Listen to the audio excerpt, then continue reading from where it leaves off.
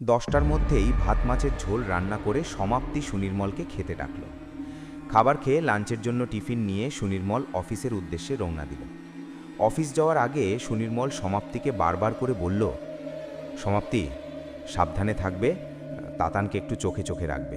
বুঝতেই তো পারছো, একদম অচেনা একটা পরিবেশ, দেখবে আস্তে আস্তে সবার সাথেই পরিচয় হয়ে যাবে, তখন আর কোনো প্রবলেম হবে না।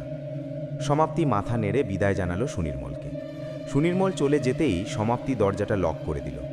এতক্ষণ রান্নাবান্নার কাজের জন্যই একদম সময় পায়নি সমাপ্তি বাড়ির ভেতরটা ভালো করে ঘুরে দেখার। তাই সমাপ্তি এবার ঘুরে ঘুরে দেখতে লাগলো বাড়িটাকে।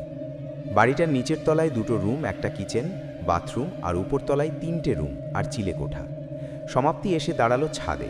ছাদের এক প্রান্তে দাঁড়িয়ে সমাপ্তি দেখতে লাগলো নিচের জমজমাট মানুষের কলরবে পরিপূর্ণ পরিবেশটাকে। প্রতিটি বাড়ির সদস্যরা ব্যস্ত তাদের নিত্যকর্মে। কারুর স্কুল কলেজে যাবার তাড়া, তো আবার কারুর অফিসে। পাড়ার দোকানগুলো মুখরিত ক্রেতা বিক্রেতার চিৎকারে। আবার অপরদিকে স্থানীয় রাস্তার ধারে অস্থায়ীভাবে বাসা বাঁধারগুলোতে চলছে জোর কদমে সবজির দাম কষাকষি। কতক্ষণ এভাবে সমাপ্তি বাড়িয়েছিল তা সে নিজেই জানে না। হঠাৎ সমাপ্তির সম্বিত ফিরল কিছু একটার শব্দে। কিন্তু শব্দটা কিসের? সমাপ্তি তার চারপাশটা ভালো করে একবার দেখে নিল। কই, ওর চারপাশে তো কিছুই নাই, গোটা ছাদটাই তো একেবারে ফাঁকা। তবুও সমাপ্তির যেন মনে হলো তার পাশ দিয়ে যেন কেউ হেঁটে গেল। সমাপ্তি ছাদের দরজাটা বন্ধ করে সিঁড়ি দিয়ে নেমে আসতে লাগল। হঠাৎ ধমকে দাঁড়িয়ে গেল সমাপ্তি। বিদ্যুৎ বেগে ঘাড়টা পেছনের দিকে ঘোরানো একবার, কিন্তু কেউই তো নেই। তাহলে কেন সমাপ্তির বারবার মনে হচ্ছে যেন তার পেছন পেছন কেউ আসছে? মনের ভুল ভেবে ভয়টাকে উড়িয়ে দিল সমাপ্তি।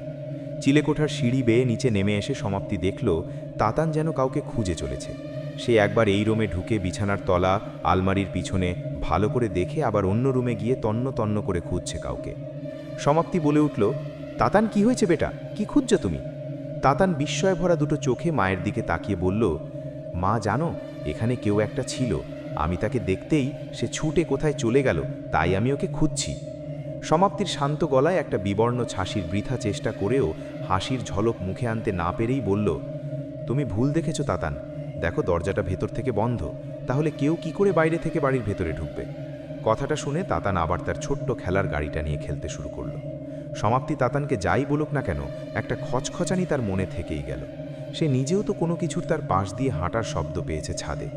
এই সবই কি নতুন অচেনা পরিবেশ বলে তাদের মনে হচ্ছে, নাকি সত্যিই কেউ রয়েছে এই বাড়িটাতে, যাকে হয়তো দেখা যাচ্ছে না, কিন্তু সে ঠিকই রয়েছে? সারা শরীর দিয়ে একটা হিমেল স্রোত খেলে গেল সমাপ্তির। দুপুরের লাঞ্চ করার পর সমাপ্তি তাতানকে নিয়ে রুমে শুতে এলো। ওদের আবার দুপুরে খাবার পর একটু ভাত ঘুম দেওয়ার অভ্যেস। সমাপ্তি তার কোলের কাছে তাতানকে নিয়ে শুলো। তাতান আগেই ঘুমিয়ে পড়ল। তারপর সমাপ্তিও একসময় ঘুমিয়ে পড়েছিল। অচকমকা সমাপ্তির ঘুমটা ভেঙে গেল কোনো এক দুঃস্বপ্ন দেখে। ধর্মর করে বিছানার মধ্যে উঠে বসল সমাপ্তি। আর তাতেই ও দেখল ওর পাশে কিন্তু এখন আর তাতান শুয়ে নেই। একটা অচেনা ভয়ে আরম্ভ হয়ে গেল সমাপ্তির। ওর হাতের তালু ঘামতে শুরু করছে। সমাপ্তি ঝড়ের বেগে বিছানা থেকে নেমে তাতানকে খুঁজতে লাগলো গোটা বাড়িটাতে। অবশেষে তাতানকে সে দেখতে পেল দুতলার চিলেকোঠার সিঁড়িতে বসে থাকতে। এ কি তাতান, তুমি এই সিঁড়িতে একা একা বসে আছো কেন? তুমি কখন আমায় না বলে উঠে এসেছো বিছানা থেকে? তোমাকে না কতবার বলেছি যে যেখানেই যাবে আমাকে বলে যাবে, নেমে আসো বলছি সিঁড়ি থেকে। মায়ের এই একের পর এক ঝড়ের বেগে প্রশ্ন শুনে তাতান প্রায় কাঁদো কাঁদো মুখে বলে উঠল, আমি কি করব মা, আমি তো তোমার পাশেই ঘুমোচ্ছিলাম। হঠাৎ আমার মনে হলো কেউ আমার নাম ধরে ডাকছে আমাকে। ঘুমের ঘোরে উঠে দেখলাম সত্যিই একটা দিদি দরজার বাইরে থেকে আমার নাম ধরে ডাকছে। আমি আস্তে আস্তে উঠে দিদিটার কাছে আসতেই দিদিটা আমার হাত ধরেই চিলেকোঠাতে নিয়ে এলো। সমাপ্তি যে কি বলবে তা সে নিজেই বুঝে উঠতে পারল না। অবশেষে কোনো রকমে বলে উঠল, আচ্ছা ভালো হয়েছে, তুমি এবার আমার সাথে নিচে চলো। তাতানকে নিয়ে সমাপ্তি নিচে নেমে এলে। সমাপ্তি রুমে এসে তাতানকে টিভিতে কার্টুন চালিয়ে বসিয়ে দিল। সমাপ্তির মাথায় ঘুরপাক খাচ্ছে তাতানের বলা কথাগুলো। কিন্তু তাই বা কী করে সম্ভব? এই বাড়িতে তো সমাপ্তি আর তাতান ছাড়া এখন আর কেউ নেই। তাহলে কি হলো ব্যাপারটা? প্রশ্নবোধক চিহ্নটা তার মনের মধ্যে থেকেই গেল। সে ঠিক করল সুনির্মল এলে তাকে সমস্ত ঘটনাটা বলবে। কিন্তু সুনির্মলের বাড়ি ফিরতে ফিরতে প্রায় রাত 8টা বেজে যায়। এক গভীর হতাশা আর প্রতীক্ষার ছাপ পড়ল সমাপ্তির মুখমণ্ডলে। বাড়িটা সত্যিই যেন কিছু অস্বাভাবিককর কিছু একটা আছে। সেই অস্বাভাবিকতাটা খুবই প্রকট, কিন্তু কিছুতেই সমাপ্তি ধরতে পারছে না সেটা। বাড়িটার বাইরে কত মানুষের কোলাহল, চিৎকার, চেঁচামেচি, যানবাহনের আওয়াজ, অথচ বাড়িটার ভেতরটা একেবারে নীরব, শব্দহীন। বাইরের কোনো আওয়াজই প্রবেশ করে না বাড়িটার অভ্যন্তরে। মৃত্যুপুরীর মতো নিঝুম বাড়িটা। দীর্ঘশ্বাস ফেলার মতন একটা শব্দ করল সমাপ্তি। বিকেলের অন্ত হয়ে সন্ধ্যার সূচনা ঘটল খানিক বাদেই। কলিং বেলটা বাজতেই সমাপ্তি দরজা খুলে দেখল সুনির্মল এসেছে। সুনির্মল ফ্রেশ হতেই কফি মগ হাতে নিয়ে সমাপ্তি ঢুকল ঘরে। সুনির্মল সমাপ্তির দিকে তাকিয়ে বলল, সমাপ্তি, তোমার কি কিছু হয়েছে? না, তোমার মুখটা এমন ধমধমে দেখাচ্ছে কেন? সমাপ্তির ভাবনা থমকে গেল সুনির্মলের কথায়। সমাপ্তির মুখে ধীরে ধীরে স্পষ্ট হলো এক ভয়ের আকুতি।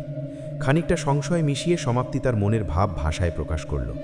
সুনির্মল, আমার মনে হচ্ছে যে এই বাড়িটার মধ্যে শুধু আমরা, মানে আমি, তুমি আর তাতানি নয়, আরও অন্য কেউ আছে। আমি সকালের দিকটা একবার ছাদে উঠেছিলাম, তখন আমার মনে হলো যেন আমার পাশ দিয়ে কেউ চলাফেরা করছে। তাছাড়াও আজ দুপুরে তাতানো একটা মেয়ের সাথে নাকি দুতলার চিলে কোঠাতে গিয়েছিল। আর জানো, সমাপ্তির কথা সম্পূর্ণ হবার আগেই সুনির্মল তাকে বাধা দিয়ে বলল, এই সমাপ্তি, তুমি কি মনে করছো ওই বাড়িতে ভূত আছে নাকি? তুমি আবার এইসবের উপর কবে থেকে বিশ্বাসী হলে? তাতার না হয় বাচ্চা মানুষ, তাই কি না কি বলেছে, আর তুমিও সেটা ঘরে বসে আছে। সত্যি তোমাকে নিয়ে যে আমি কি করি? সমাপ্তির আশঙ্কা হেসে উড়িয়ে দিল সুনির্মল। ছুটতে ছুটতে রুমে ঢুকল তাতান। বাপি, জানো আজকে একটা দিদির সাথে আমার পরিচয় হয়েছে। বাপি, ওই দিদিটা এখন আমাকে খেলতে ডাকছে চিলে কোঠাতে, আমি যাব বাপি? তাতানের এই আবদার শুনে চমকে দিয়ে স্থির দৃষ্টিতে সমাপ্তি তাকালো সুনির্মলের দিকে। পুরনো ভয়টা যে আবার তাকে ঘিরে ধরেছে তা বোঝা যায় সমাপ্তির ওই দৃষ্টি থেকেই। কিন্তু সুনির্মলের মধ্যে তাতানের এই অদ্ভুত আবদারের কোনো পার্শ্ব প্রতিক্রিয়া হলো না। সুনির্মল একেবারে শান্ত গলায় বলে উঠল, তাতান, তোমার ওই দিদিটার নাম কি? এই রে বাপি, ওই দিদিটার নামটাই তো জানা হয়নি। আচ্ছা তাতান, তুমি এখন যাও বেটা, কিন্তু একটু পরেই নেমে আসবে। আর হ্যাঁ, এবার ওই দিদিটার নাম কিন্তু জিজ্ঞাসা করবে। বাবার অদৃশ্য অনুমতিপত্র পাওয়ার পর তাতান ছুটে ঘর থেকে বেরিয়ে গেল। সমাপ্তি ভয়ানক রেগে উঠল সুনির্মলের উপরে। সে গজ্জতে গজ্জতে বলল, তুমি তাতানকে যাওয়ার পারমিশন দিয়ে দিলে? হ্যাঁ দিলাম, তাতে কি হলো সমাপ্তি? তুমি এতে এত ওভার রিয়্যাক্ট করছো কেন? তাতান বাড়ির বাইরে তো কোথাও যায়নি, বাড়ির দোতলার চিলে কোঠাতেই গেছে।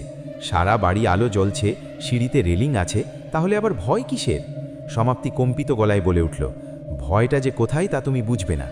সমাপ্তি ঘর থেকে গটগট করে বেরিয়ে গেল। সুনির্মলেরও কি এবার প্রশ্নবোধক চিহ্নের আবির্ভাব ঘটল? তারও কি একটা খটকা লাগলো তাতানের এই অদ্ভুত আবদারে? তাতান তাহলে দুপুরে এই মেয়েটির কথাই বলেছিল সমাপ্তিকে, কিন্তু এখানে তো কোনো মেয়ে নেই, তাহলে ও কার কথা বলছে? ব্যাপারটা বোধগম্য না হওয়াতে সুনির্মল ফোন করল চাইল্ড স্পেশালিস্ট ডক্টর পরমব্রতকে। পরমব্রতই ছোটবেলা থেকে চিকিৎসা করছে তাতানের। ফোনটা কিছুক্ষণ রিং হওয়ার পর রিসিভ করল doctor Parambrata. Hello hello Parambrata ভাই, আমি সুনির্মলদা বলছি, তাতানের বাবা। হ্যাঁ হ্যাঁ সুনির্মলদা, বলুন কি হয়েছে? তাতানের শরীর ঠিক আছে তো? সুনির্মল সমস্ত ঘটনা বলতে শুরু করল পরমব্রতকে। সমস্ত কথার বিবরণ শুনে পরমব্রত বলল, সুনির্মলদা, এতে চিন্তার কোনো কারণই নেই। আমার মনে হয় তাতানোর আগের বন্ধুদের ছেড়ে একটা নতুন জায়গাতে এসেছে, তো তাই ও নিজের মতো একটা কাল্পনিক চরিত্রের সৃষ্টি করেছে। আসলে বাচ্চারা তো খুব সরল প্রকৃতির হয়, তাই এরকম একাকিত্বের হাত থেকে মুক্তি পাওয়ার জন্যই এরকম কাল্পনিক সৃষ্টির সঞ্চার ঘটায়। পরমব্রতর কথায় যেন সুনির্মলের বুক থেকে একটা পাথর নেমে গেল। এদিকে বেশ কিছুটা সময় কেটে যাওয়ার পরেও তাতান চিলেকোঠা থেকে নামছে না দেখে সমাপ্তি নিজেই সিঁড়ি বেয়ে উঠতে লাগলো চিলেকোঠায়। সমাপ্তি নিঃশব্দে চিলেকোঠায় এসে একটু আড়াল থেকে দেখতে লাগলো তাতানের কীর্তি। তাতানের ঠোঁটে এখনও লেগে আছে একটা অপার্থিন মিষ্টি হাসি। তার ওই সরল হাসিতে ভয় আতঙ্কের বিন্দুমাত্র রেশ নেই, আছে প্রাণ খুলে কারো সাথে কথা বলার আনন্দ, মজা। কিছুক্ষণ চুপ থেকেই তাতান বিড়বিড় করে কিছু বলে আবার হাসিতে লুটিয়ে পড়ল সামনের দিকে তাকিয়ে। তাতানের কথা বলার ভঙ্গি দেখলে যেন মনে হয় সত্যিই ওর সামনে কেউ আছে, আর তার সাথেই গল্পেও মজা। সমাপ্তির মনটা যেন কু গেয়ে উঠল, আর সে এইভাবে আড়ালে না থেকে তাতানের সামনে এসে বলল, তাতান, অনেকক্ষণ হয়ে গেছে তুমি চিলেকোঠায় এসেছো, এবার আমার সাথে নিচে চলো। তাতানের ভুরু দুটো কুঁচকে এলো, ঠোঁটটা উল্টে সে অলস্বরে বলল, মা, আরেকটুখানি এখানে থাকি না? একদম না। তাতান, তুমি ভালো ছেলের মতো চুপচাপ আমার সাথে নিচে নামবে, নাকি আমি তোমায় টানতে টানতে নিয়ে যাব? তোমার কি হয়েছে বলো তো? আজকে তো তুমি এরকম কোনোদিন করনি। আমি বাপি নিচে আছি, আর তুমি একা একাই চিলেকোঠায় উঠে বসে আছো। কথাটা শোনা মাত্রই তাতান তার মায়ের কথায় তীব্র বিরোধিতা করে বলে উঠল, কে বলেছে এখানে কেউ নেই? এই তো আমার পাশেই বসে আছে লিলি দিদি, আমি তো লিলি দিদির সাথেই কথা বলছিলাম। তাতানের সামনে তো কেউ নেই, আর থাকবারও কথা নয়। তাহলে তাতান এসব কি বলছে? তাতান, তুমি নিচে চলো, পরে আবার আসবে। তাতান কয়েকটা সিঁড়ি ভেঙে মায়ের হাতটা ধরল। তাতান পেছন ফিরে আবার তাকালো, তারপর যেন কারো প্রশ্নের হ্যাঁবাচক উত্তর দেবার ভঙ্গিমায় মাথাটা সামান্য একদিকে হেলিয়ে এক হাত তুলে আঙুলগুলো নেড়ে কাউকে বিদায় জানালো।